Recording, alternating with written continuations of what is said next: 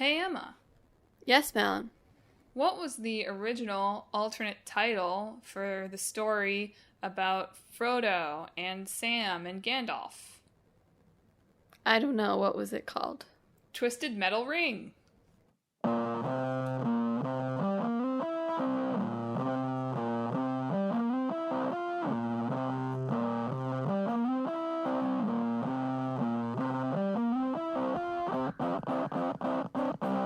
Hello and welcome to Talk This.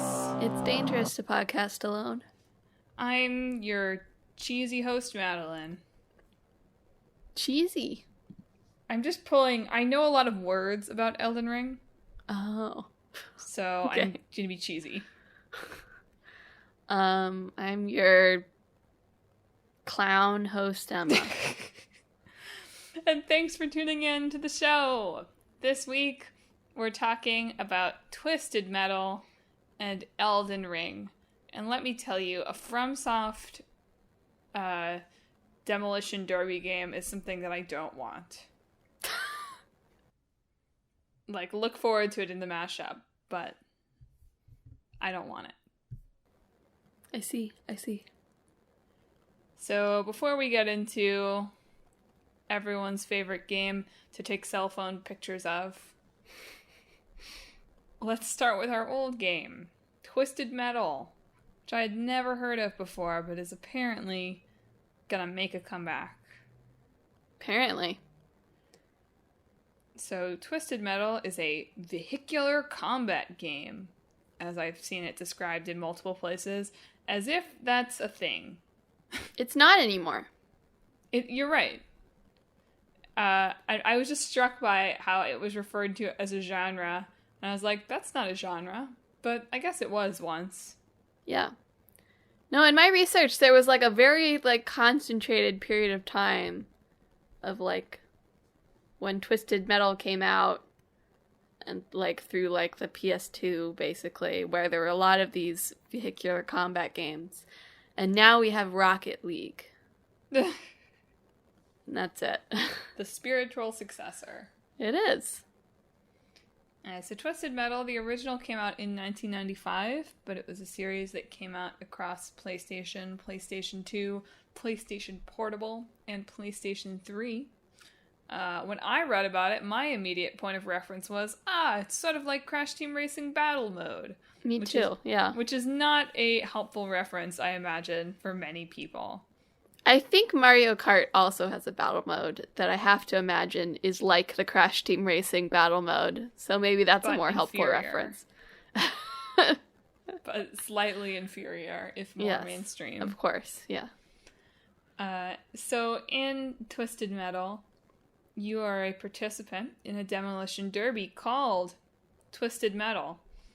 In most of the games, it's hosted by a dude called Calypso, who has some magic powers. I feel like that Calypso is almost certainly going to be a key player in the mashup this week.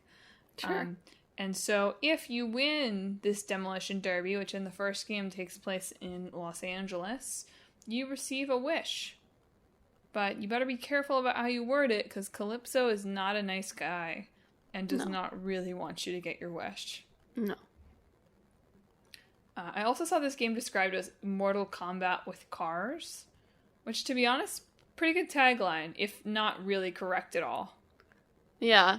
Just by virtue of it being in a 3D space, I feel like you can't call it... that's so antithetical to how those fighting games work. On one hand, agreed. On the other hand, just the description, Mortal Kombat with cars, gets me excited. Sure. It doesn't. Fair. I'm bad at Mortal Kombat, and spoiler, I was also bad at Twisted Metal, but I just thought it was catchy. Be even better if it was Mortal Kombat with Pixar's cars, but we'll save that for another day. We do have a history of liking car destruction, at least. Yes. So, thanks to Burnout. Yes, I miss Burnout 3 Crash Mode deeply. If there was a game that was just that, I would buy it. Mm-hmm. So, Twisted Metal, like I said, first one came out in 1995. It was developed by Single Track. And then it was a big success. They had almost no budget and a tiny development time, and the game looked like crap. But people liked it.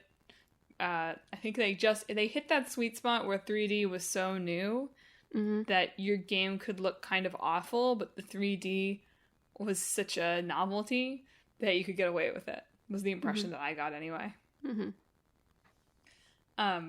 So they, released a sequel right away, and then 3 and 4 were developed by a different in-house team at Sony and were apparently not as good.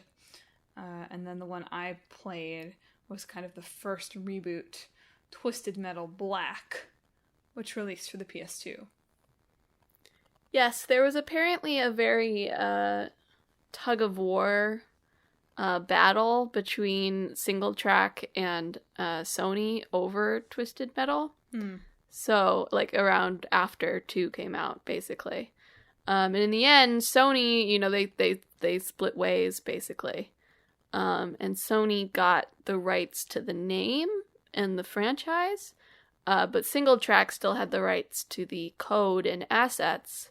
Yeah. So the team working on 3 had to start from scratch, basically, because they had nothing to work with, because they weren't allowed to use it, because that still belonged to Single Track. So, understandably, those 2 games that were released in that kind of period were not regarded as quite as good. They didn't get, like, awful reviews, right? They got, like, sure, they're games reviews. And they still sold well, although less well. Like, it was a small downward slope, basically. Yeah. Over 3 and 4. So they also released one that was basically a sequel to 2 for the PSP in 2005, and then the last release, also called Twisted Metal, yet another reboot, released for the PS3 in 2012. And there's not been a Twisted Metal game since then. Yes.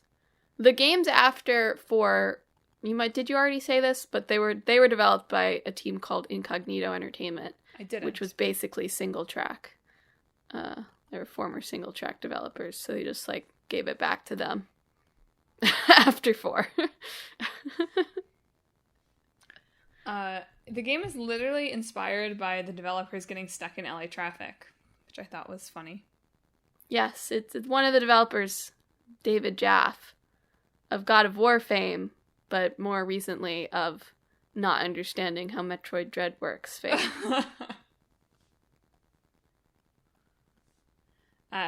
They were, like, coming back from some kind of pitch meeting or some meeting of some kind, and they got stuck in truly bad LA traffic, which is saying something, right? Because LA traffic is bad all the time. Yes. And we're apparently fantasizing about just Mad Maxing their way through the traffic, which is, like, it's a little bit of a disturbing anecdote to tell, but I also don't sit in LA traffic regularly, so I could see how it would drive you to that. Yeah.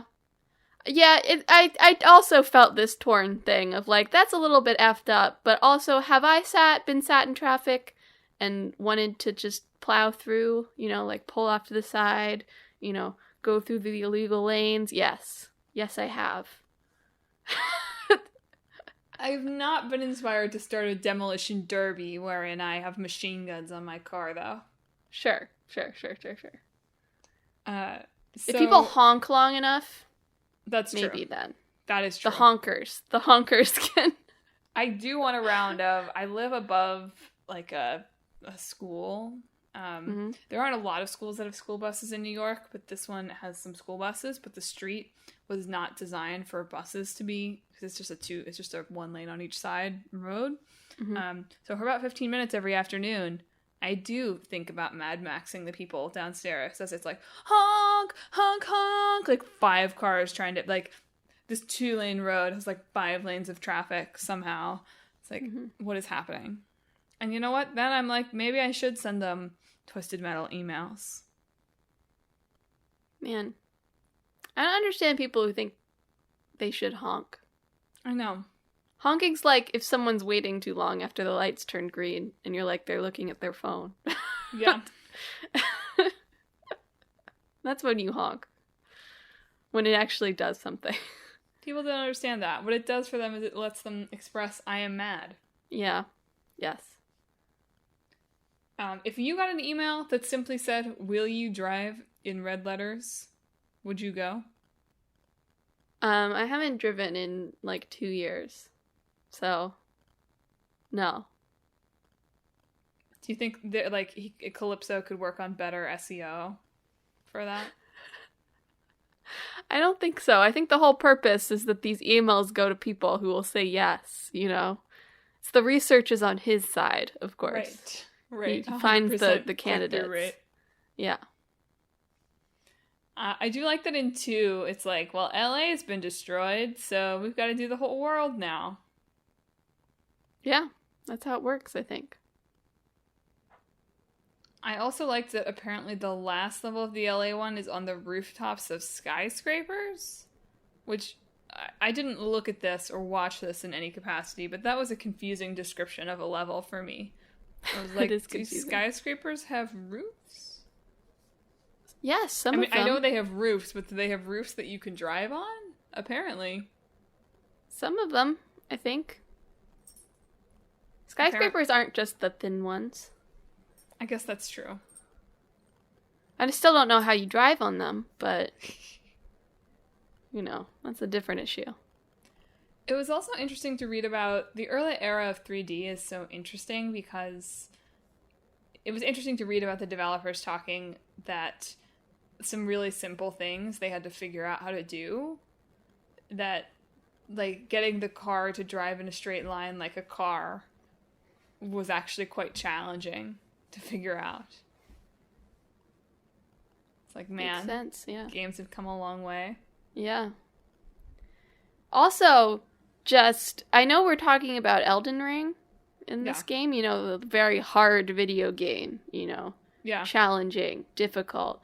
But looking at Twisted Metal, like the first one, it just reminds you of how, like, awfully unforgiving all old games are. Yes. Because the way Twisted Metal works is, so you go through a variety of levels and you have to defeat all the other cars in that level before they defeat you, basically, is the way that the gameplay works. Yeah. And you have 3 lives. And when I say that, you might assume, oh, you have 3 lives per level, and then you have to do the level over. No, you have 3 total lives. What? Yeah. Oh, man. So you have to beat the whole game with 3 lives.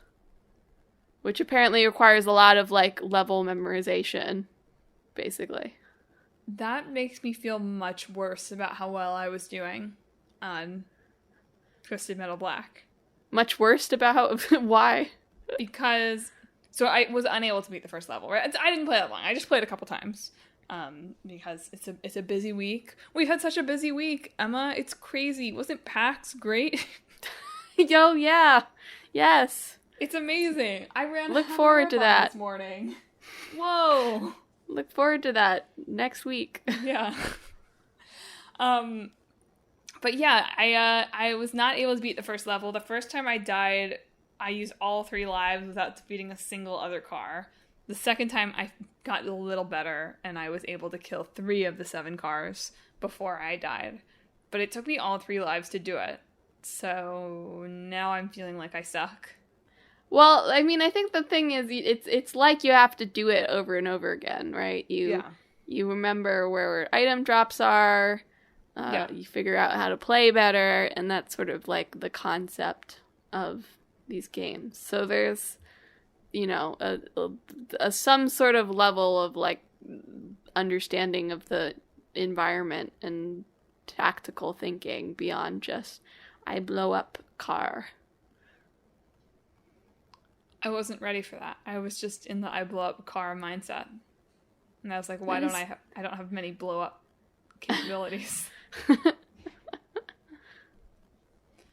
It was also interesting, like, I just can't imagine people saying this quite so straightforwardly. Like, there's one interview where, like, in, like, Looking Back, where David Jaff says, like, to figure Twisted Metal out, we played a ton of Mario Kart in battle mode and a ton of Doom. And we looked to Mortal Kombat for the tone.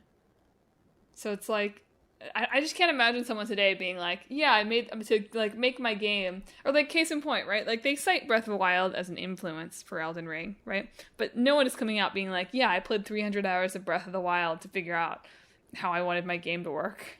Sure. I mean, who has time for that these days? If you're also a video game developer. True. George R.R. Martin probably does. You're right. They had George R.R. Martin do all the research for them, I assume. They were like, George, please play Breath of the Wild for us. We don't have time. Here's Breath of the Wild. Here's Shadow of the Colossus. Go, George. Go, George, go.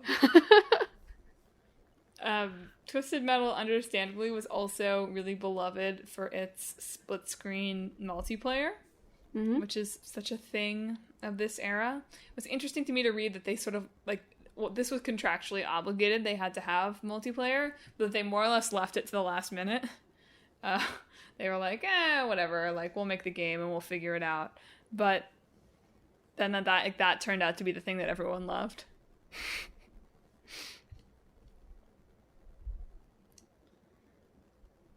Yeah, there's definitely still, well, like when online multiplayer was new, you'd get a lot of games coming out with a very tacked-on online multiplayer mode, presumably because they were contractually obligated. But it's interesting to think of like the local co-op also working like that for a lot of games. I wish they would tack on local co-op again. Yeah. I wish that would be contractually obligated again. Yeah, if, if businesses are going to use their evil power for one thing, I would like them to use it for local co-op.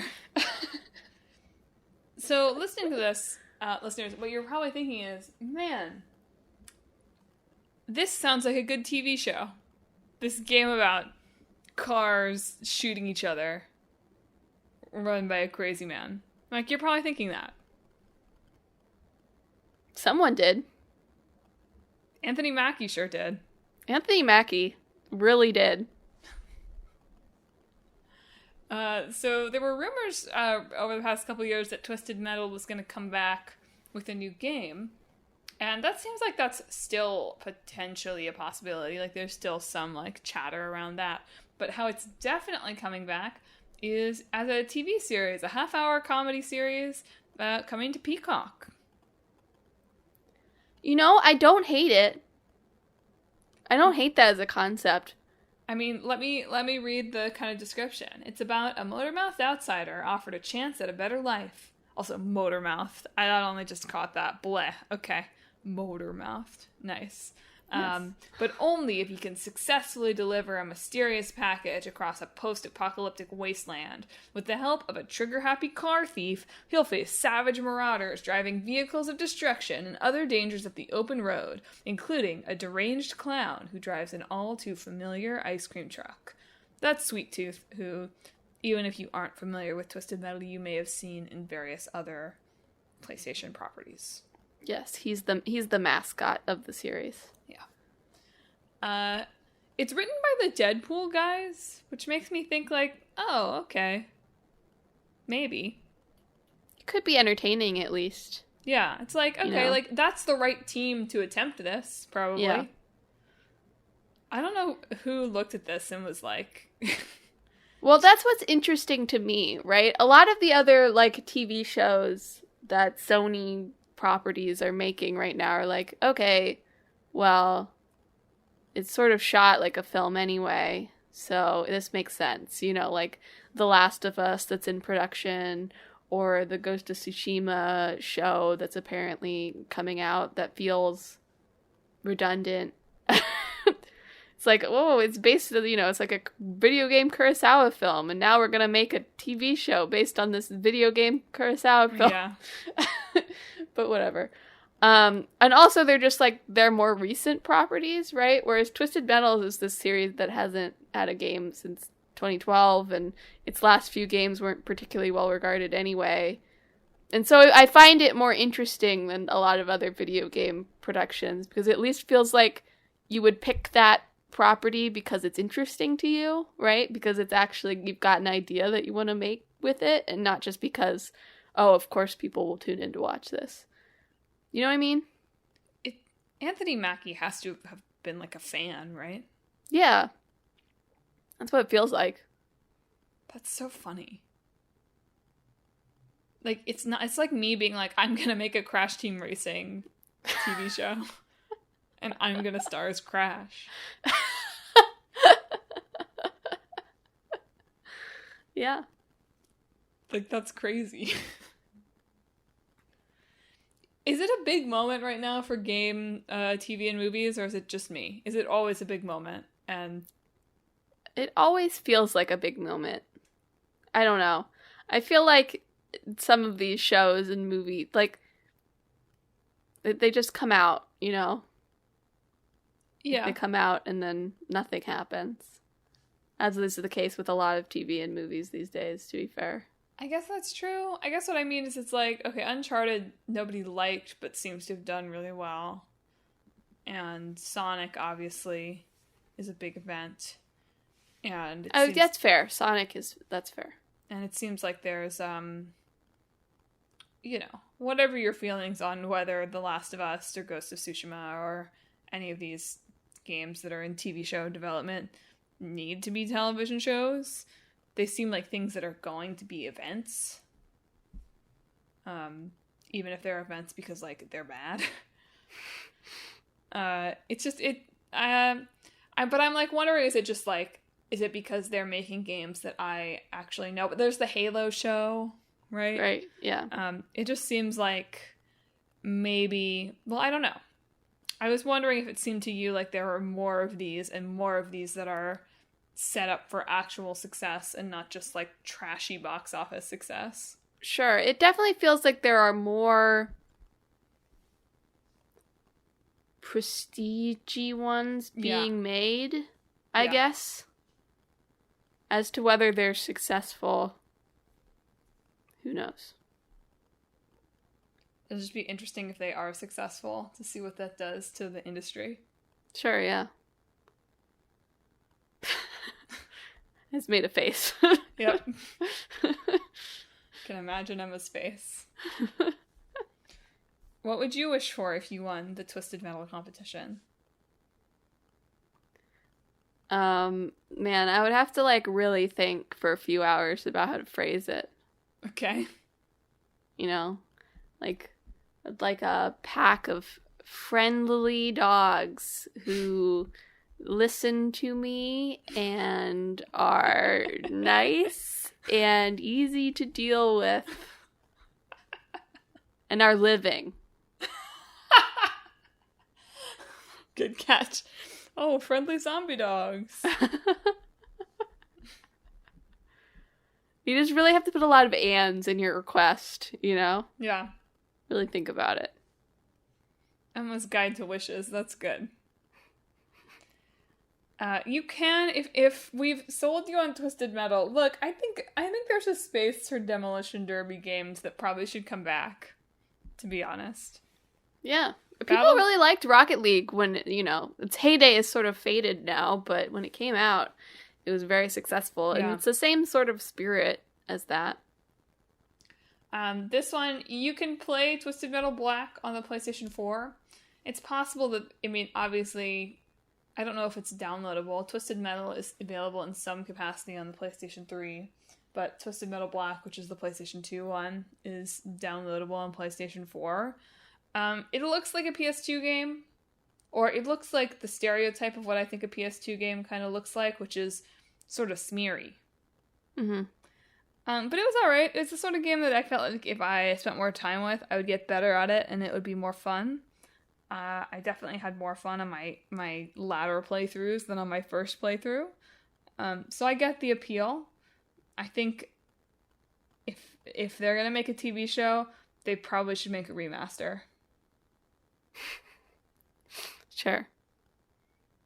Seems like it's the least they can do for Anthony Mackie. Yeah. Do you think that's in his contract? He's like, I'll do this show, but only if you make me a new one to play. I don't think so. Do you think he could ask for that? I don't know. I don't know. It's just a Peacock series, so You're right. this is not exactly the highest profile thing out there. You're not taking Peacock seriously? You know, it seems like it's sticking around for now. It's the home but of The Office, Emma. You're right. It's the home of The Office. Well, are you ready for me to just say words for Elden Ring? Sure, say some words, Madelyn. I literally just have a list. It's like, hopefully I'll say these words and Emma will talk about them in some ways. All right. Anyway, I'll start. Elden Ring. You probably haven't heard of it. It's an obscure game. Hasn't gotten a lot of mainstream press. It's an action role-playing game. Oh, man. What? I just, action role-playing, action adventure. These words mean things. Yeah. It's You definitely get a picture of the game from that. It's from FromSoft. There are not as many companies anymore where I feel like you can be like, saying it's a FromSoft game like means something.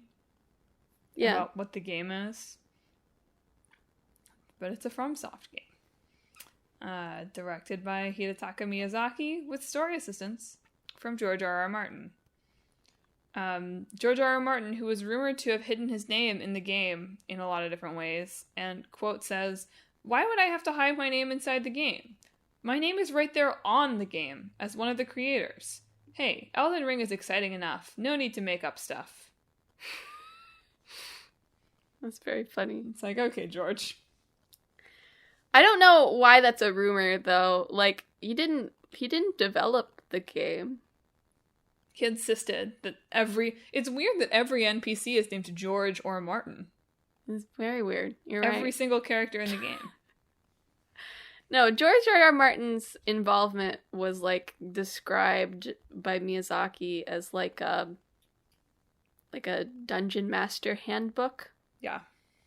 So he did a lot of, like, the world building type stuff. He came up with lore, and then Miyazaki and the team at FromSoft, coalesced that into a game. Which, in a FromSoft game, the lore and world building is a lot of the writing, right? Not that there isn't, like, quest lines and people talking and stuff, but a lot of the storytelling is told through,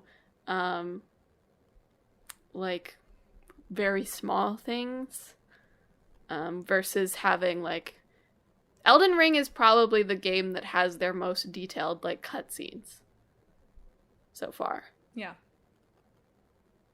And even that, they don't have very many.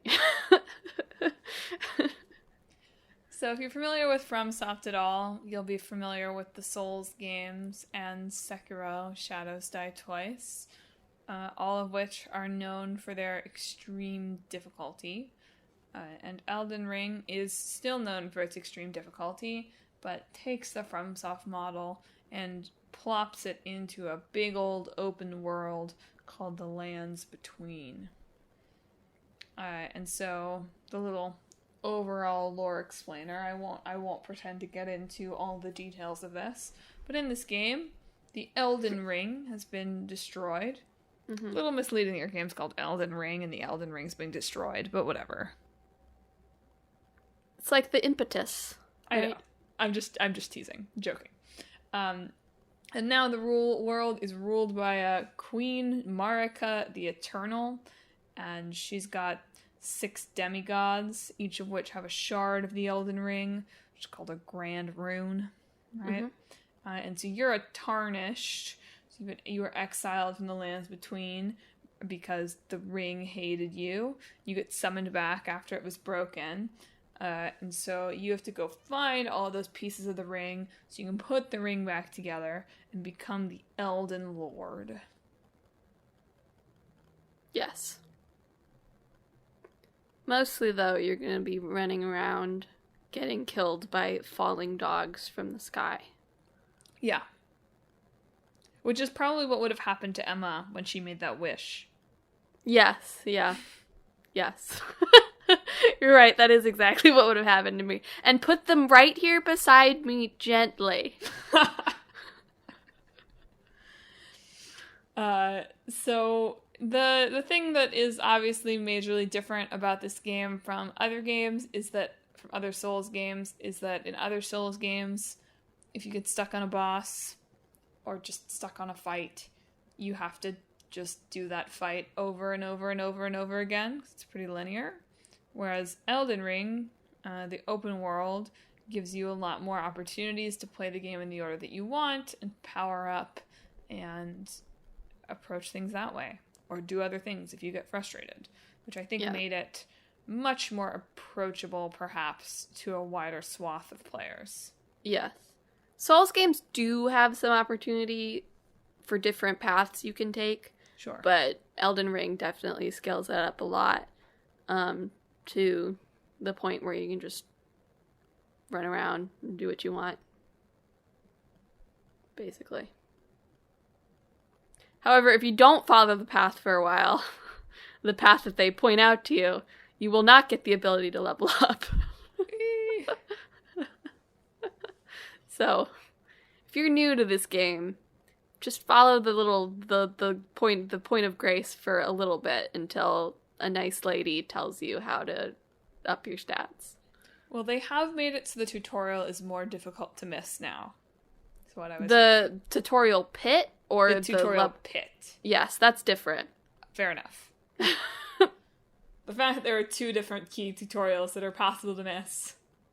Well, the tutorial pit literally, gives you pop-ups that explain mechanics to you. Right. It's just that you have to, go to a specific point of grace to get the ability to level up. So that's not like a tutorial, that's just like a feature introduction. Here's the thing, Emma. If you get the ability to level up, you aren't really playing the game. That's true. You're right. Anyway, I'll return to that thought. Elden Ring got, pretty good reviews. Solid reviews. Very good reviews. Even though it was only successful because of the pandemic, it got pretty good reviews. Stop it.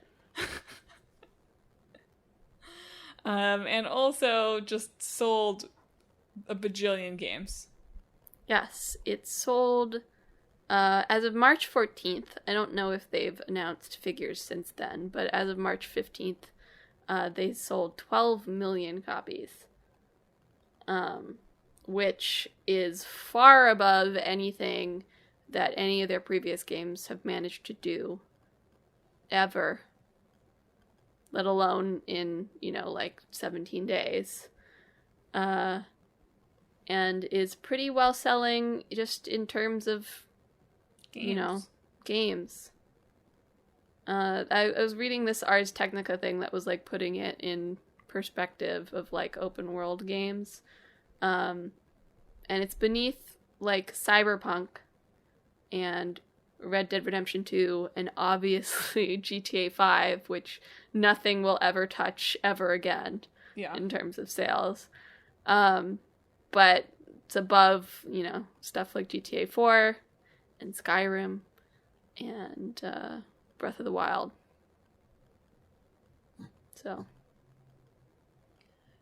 So now we reach the point in the podcast where I just say words to Emma and she can respond to them. All right. Fun little game. Word association. Here. So here's the first one. I won't just say words. I'll give a little bit. I didn't realize that, the maidenless thing wasn't just, a dig somebody made at you, you don't have a woman. No. Until I was researching. It's that's how the level up system is introduced. Yeah. Right? The maiden is your level up system. So the first guy who comes out says, oh, you're maidenless. You can't be the Elden Lord. Or whatever. And then a little later on your travels, you meet... Oh, God. There are so many ladies who start with M. Melina is this one? Yeah. You meet Melina, who offers to serve as your maiden and helps you level up and sort of guides you as you progress through the main story. I was right. It is Melina. There are all of the ladies, well, not M. Ranni, I guess, but so many ladies start with M in Elden Ring. There's too many of them. George R.R. Martin putting his name in it. They all start with M.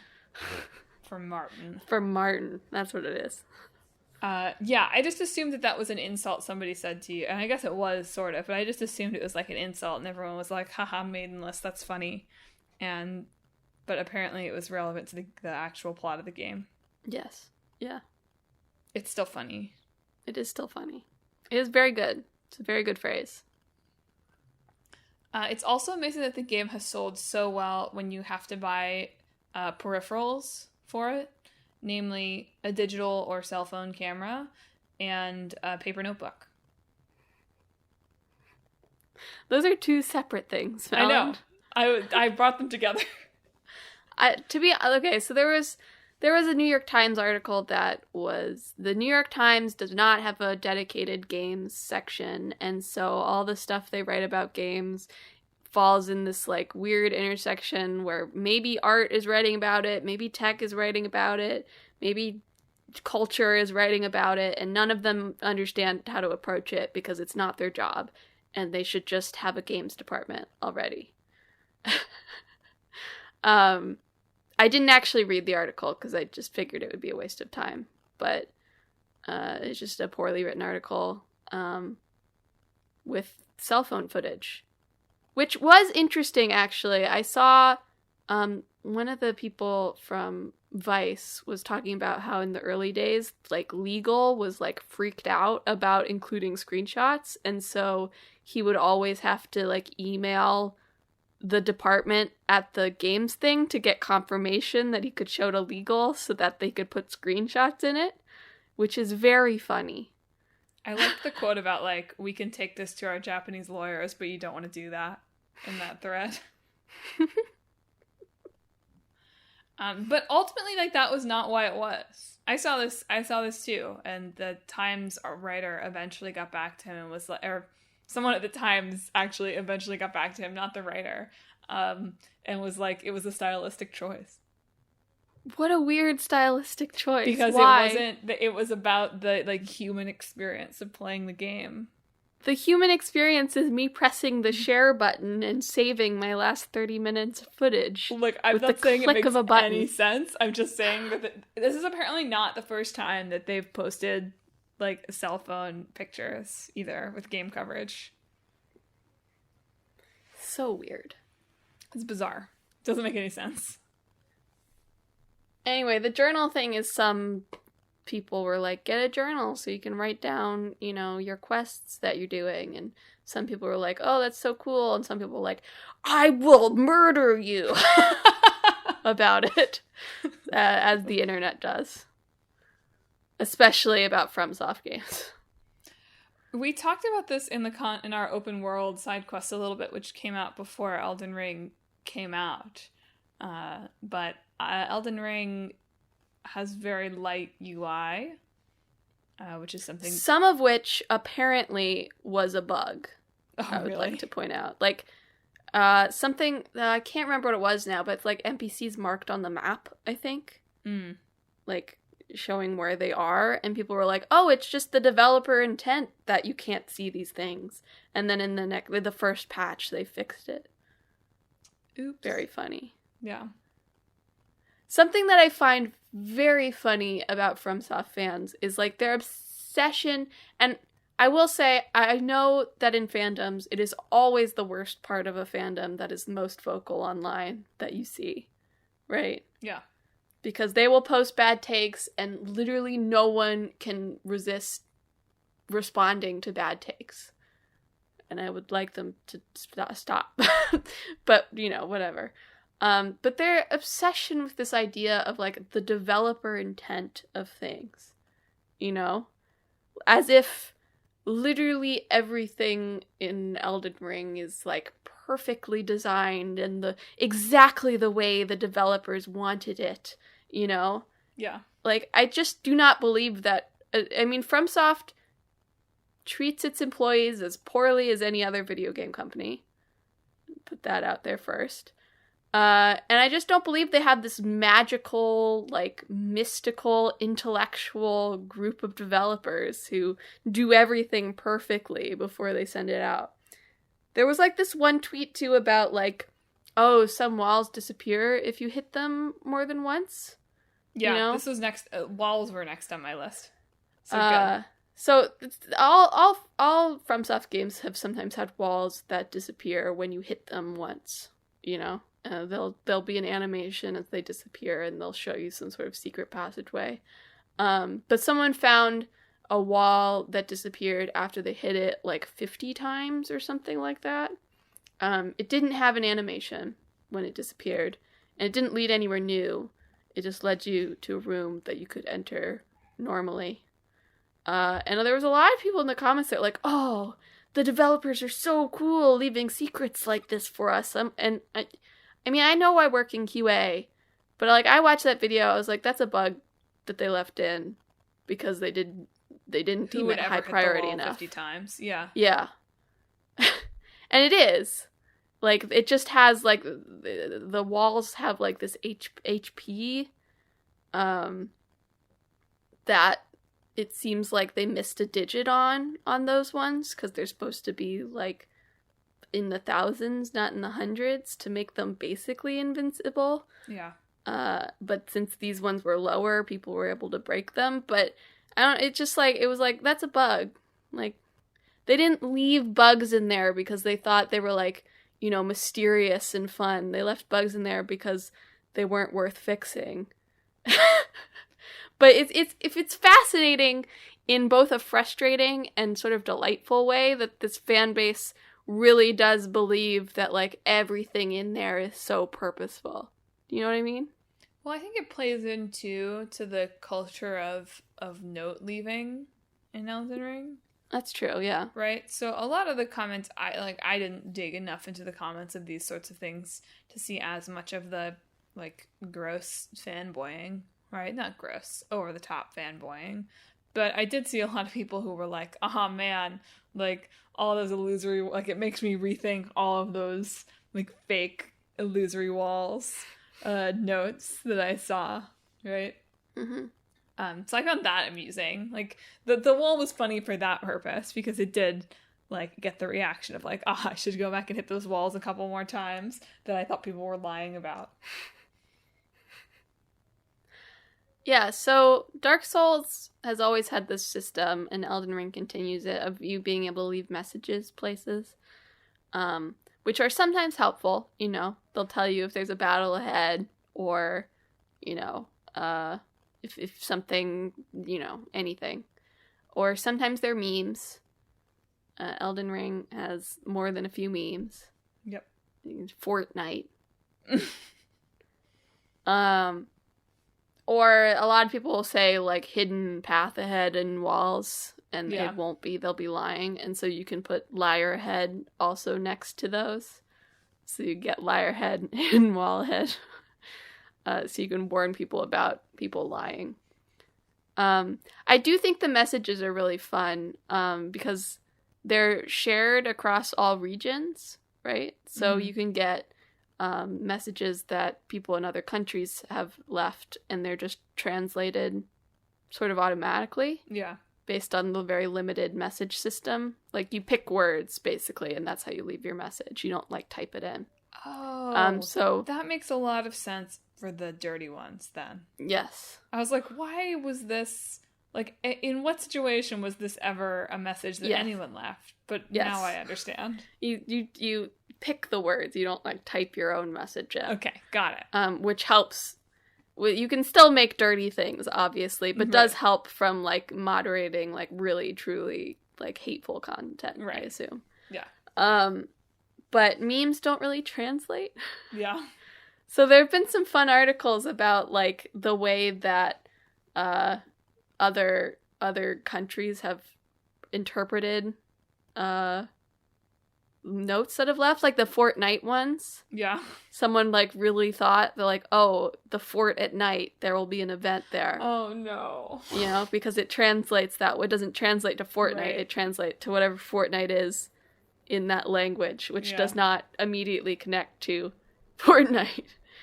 That's funny. Or for a vice versa one, if you see notes that just say grass around, I think it's Japanese, it's just W's is like laughing.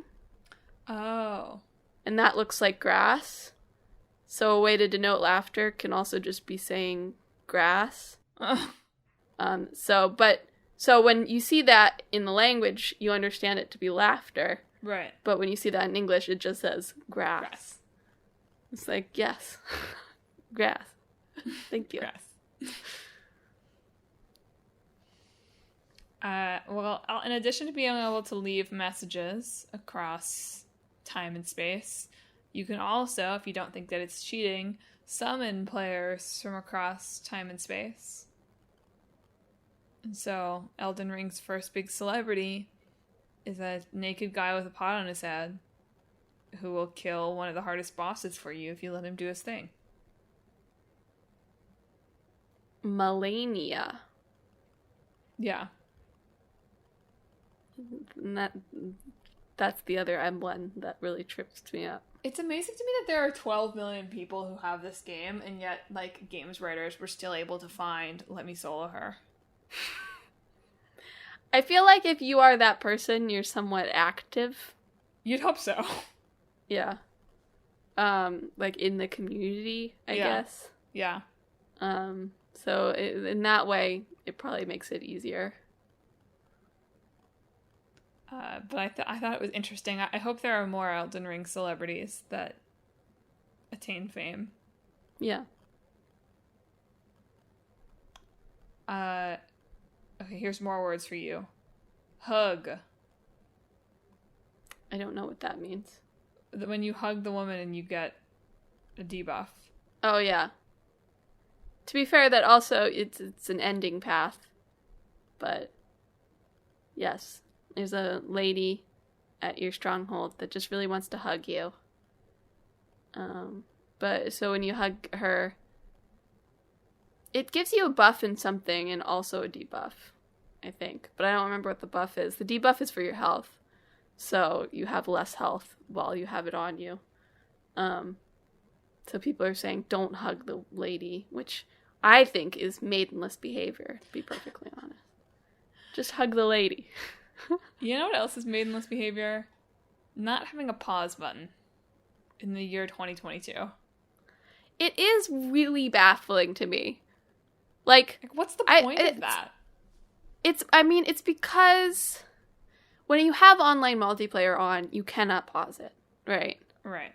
That is just how it works. Okay, fine. Because someone else is still experiencing it. Right. You know? I mean, it feels like maybe you could make a pause that pauses it for everybody, but that also feels very complicated. Like, yeah. Knowing nothing about how that would work, my initial impression is this seems possible, but also very hard. But that's why you can't have it when online multiplayer is on. Okay. Or at least when you have someone summoned. But I don't know why you couldn't have it while you're playing offline or without summons. Yeah. It just feels rude to me in a game where dogs could drop from the sky at any moment. And it's not even like, if you really want menuing to still be real time, you just put in a separate pause button in the menu. Yeah. Someone found something where if you bring up, like, the map tutorial, it pauses it for some reason. Yeah. But that also feels like a bug to me, not a feature. But it's totally possible to just be like, okay, and then here's an extra pause button. So you open your menu and then you hit pause and then it pauses so that you can, use the bathroom. Yeah. So I don't know why it's like that beyond they've never done it before and maybe didn't want to spend development time on implementing pause for whatever reason. Well, I'll skip Turtle Pope. Well, actually, Sekiro can pause. So never mind. Right, because he can die twice. I don't... No. Just kidding. I'll That's not why. I'll skip Turtle Pope. That one was just fun to say. Last word is cheese. I don't know what that is either. When you're like... I thought that the meta is that if you're trying to find ways to cheese a boss, you're trying to find ways to get through it, like, easily. You mean just the normal word that people use? Yeah. I was surprised you didn't know what it was. I was like, this is weird. Well, Emma. the thing is, that's so general. You can use that word for any game that I didn't know if you were referring to something specific or not. I was bringing it up in reference to the great "you're not playing it right" Elden Ring conversation. Yeah. I mean, fanboys have weird ideas about how you're supposed to play these games. Which has always been true, unfortunately. Of, like, not using... It's, like, simultaneously being, like, the developer intent and then not using things that the developers have put into the game specifically for you to use. Yeah. Which is always very funny to me. Especially, they've patched it a lot. They just released a big patch. Yes, like, their like, 4th big patch. Yeah. Where they're like, they release it and then they use that as like a playtest, basically, is how I interpret how FromSoft does these things. Yeah. Which makes like the whole like the holy FromSoft idea even funnier because they're still fixing it. I mean, that doesn't mean... I think it's good that they fix it, right? Because it's a very complicated game with a lot of different variables, and they want it to be a certain balance, and that makes sense to me. So I'm not saying that's bad. I just think that the attitude is funny. That's all. I agree. Well, I think we will probably eventually play Elden Ring here. You suggested it as a game that would be good as like a 2-person experience, which tracks to me. Right now, I'm worried about my PS4 being able to run PS4 games. Yeah. So I think Elden Ring is going to have to wait for the next gen upgrade. And I won't be getting it. I have been tempted a few times. I really have. Yeah. But I'm really trying to be better about not buying games that are popular that I know I will probably not enjoy. And I just really think Elden Ring is that for me. Obviously it's not a bad game. You know, It's an interesting game. I like reading about it. I like seeing other people playing it. It's just, I don't think I would have fun by myself with it. So Emma likes the share button too much.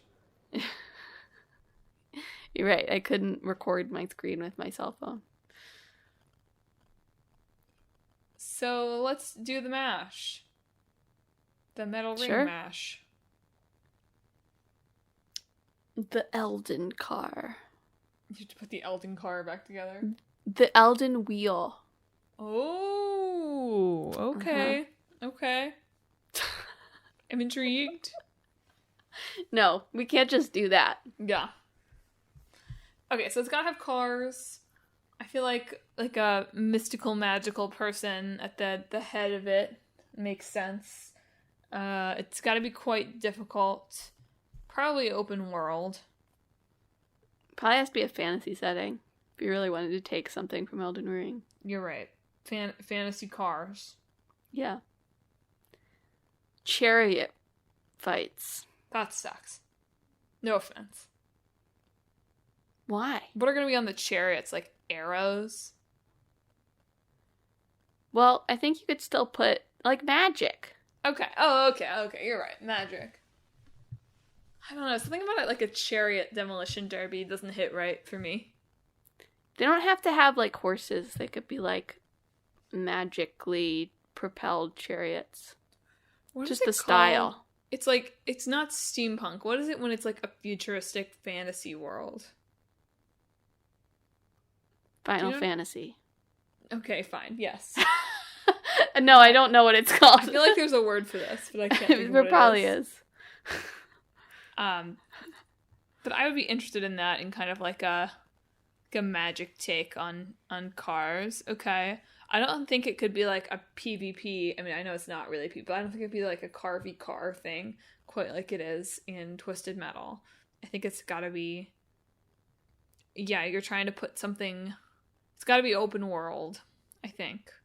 We'll take the like Forza Horizon kind of template, right? Sure. But there are super hard chariot car bosses all over the place, and you gotta blow them up.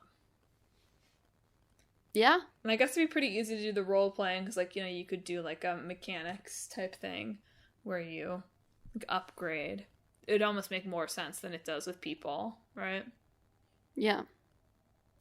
Now, are the cars sentient? Or are you someone driving the car? I think they should be sentient. Okay. How do you feel about that? I feel good about that. I don't want to. Like, are you searching like for your driver? Like you have to find a maiden. Actually, that's not a bad idea. Yeah. Like your destined driver. Yeah. It's a car driver romance. Your ride or die. That'll be the name of the game too, Ride or Die. Yeah, I like that. I think it's good. Nice. We'll put in a pause button. Yes, you'll be able to pause. It'll be an innovative feature. You'll have a pause button, but you will not have a gas gauge. So you will have to keep track by hand of how many miles you've traveled, so you know when to fill up on fuel. Yeah. But you will have a check engine light that goes on every once in a while for reasons that are not clear to anyone. That's fair. Yeah.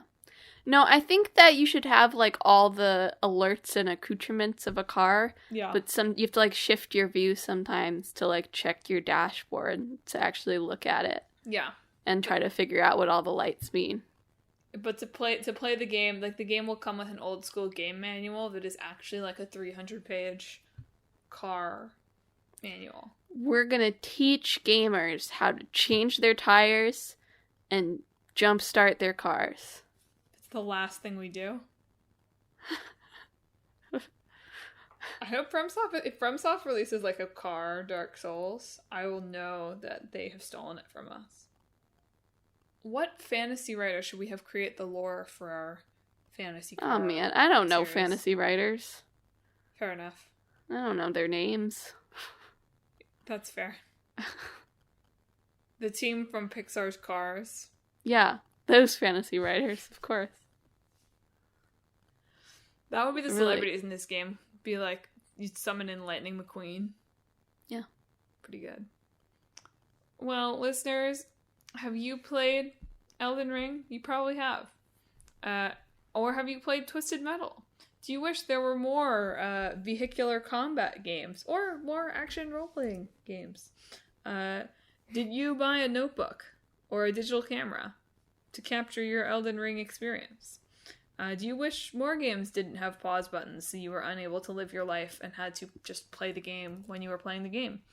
If you have thoughts on any of those things or anything else we talked about this episode, hit us up on social media. We are on Facebook, Twitter, Instagram, and YouTube at Talk This Podcast. You can also visit our website, www.talkthispodcast.com, where you can read all about the show, check out the games that are in the hat, and read our blog featuring a long-running series, Clickbait Boyfriend, and Split Screen, and Emma's monthly blogs. But most importantly, if you like the show, you should subscribe so you never miss an episode on Sundays at noon.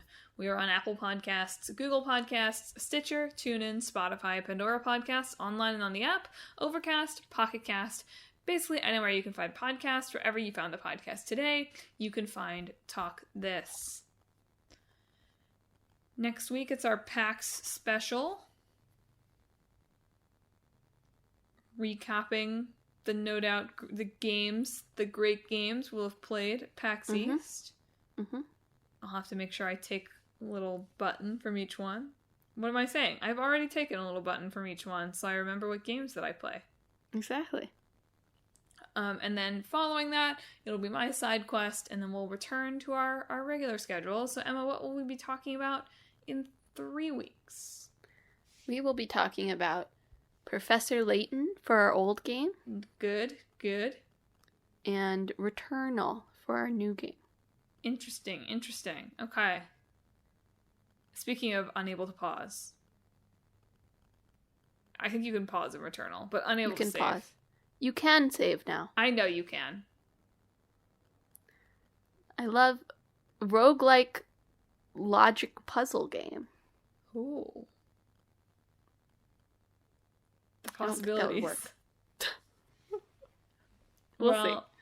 Thanks for listening, folks. Emma, do you have a sign off? This week, I hope that your wish is granted in exactly the way you intended it to be.